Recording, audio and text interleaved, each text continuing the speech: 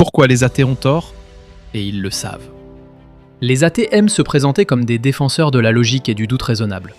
Mais derrière ce vernis intellectuel se cache souvent une posture fragile, incohérente, fondée moins sur la recherche de vérité que sur un refus profond, celui d'admettre une cause supérieure.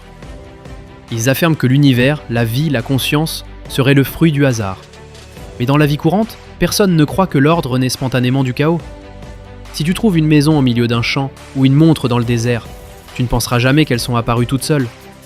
Parce que toute chose complexe, fonctionnelle, ordonnée, suppose un concepteur. Et pourtant, face à l'univers, infiniment plus complexe, certains affirment qu'il n'a ni cause, ni but, ni intelligence derrière lui. Une position difficile à défendre rationnellement. En vérité, ce rejet d'un créateur n'est pas neutre. Il est souvent motivé par une peur bien humaine, celle de devoir rendre des comptes. Reconnaître Dieu, c'est reconnaître une autorité morale supérieure, un bien objectif, une vérité qui ne dépend pas de nos envies. C'est reconnaître qu'on n'est pas le centre de tout. Et ça dérange. Sans Dieu, plus rien n'a de fondement solide. La morale devient relative, le sens de la vie flou. Les grandes valeurs, justice, dignité, liberté, se vident peu à peu de leur substance. On se rabat alors sur le plaisir, la consommation, la performance, en prétendant être libre alors qu'on devient esclave de ses pulsions et de son ego. Les athées accusent parfois les croyants d'avoir peur du vide, de croire en Dieu pour se rassurer.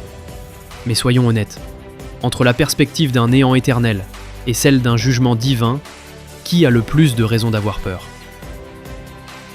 Les croyants savent qu'ils devront répondre de leurs actes.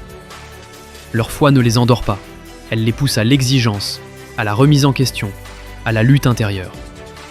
Ce n'est pas une échappatoire, c'est une responsabilité. L'athéisme, au fond, n'est pas une philosophie positive, c'est une négation.